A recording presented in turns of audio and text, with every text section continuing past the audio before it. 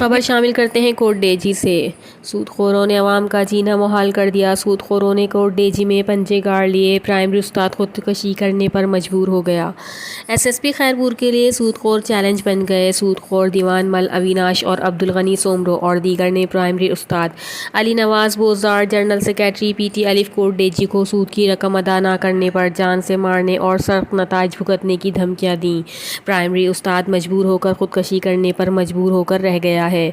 शायद ये वीडियो उस उस्ताद की आखिरी ना हो, लिहाजा एसएसपी खैरपुर साहब आपको इस मामले पर नोटिस लेकर उस्ताद को तहफ़्फ़ुज़ और इंसाफ फराहम करना चाहिए और जालिम सूदखोरों के ख़िलाफ़ कार्रवाई की जाए। जैसे कोई और उस्ताद या शहरी सूदखोरों के जुल्म से तंग होकर खुदकशी या ऐसा कोई कदम ना उठाए। Reporter Nasrullah Gopang, CCN news.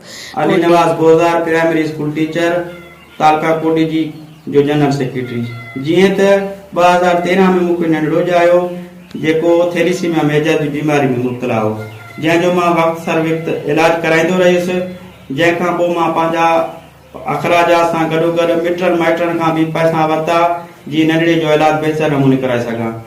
उनखां पोइ महांगाई जे सबबु मां अब्दुल गनी सोमरो खां व्याज ते पैसा वरिता जेको नूर बाज़ार जो रहाकू आहे, धनुमल जेको नूर बाज़ार जो रहाकू आहे, अविनाश ऐं दीवानमल इहे बि नूर बाज़ार जा रहाकू जिन्हनि खां बि व्याज ते पैसा वरिता, ऐं नरसुमल जेको बाज़ार वॾा जो रहाकू उन्हनि खां व्याज ते पैसा वरिता। वक़्त सिर मां पंहिंजे नंढड़े जो इलाज कराईंदो रहियुसि ऐं इन्हनि खे बि पिणु व्याज जा पैसा ॾींदो रहियुसि। व्याज जी महांगाई जे करे इन्हनि खे पैसा ॾींदो त एतिरे ताईं जो मां हिननि खे ॿीण टीण ते बि पैसा ॾेई चुको आहियां। ऐं मुंहिंजो नंढड़ो डिसंबर 2022 में पेशावर में ज़ेरे इलाज हुयो, जंहिंखां पोइ खैरपुर खां पोइ रिम्स हॉस्पिटल जेको फेब्रुआरी 2022 में 23 में फानी दुनिया मां लाॾाणो करे वियो। हाणे मूं वटि कुझु न बचियो आहे। ही मूंखे मुसलसल धमकियूं ॾियनि था, ख़ासि करे अब्दुल गनी सोमरो।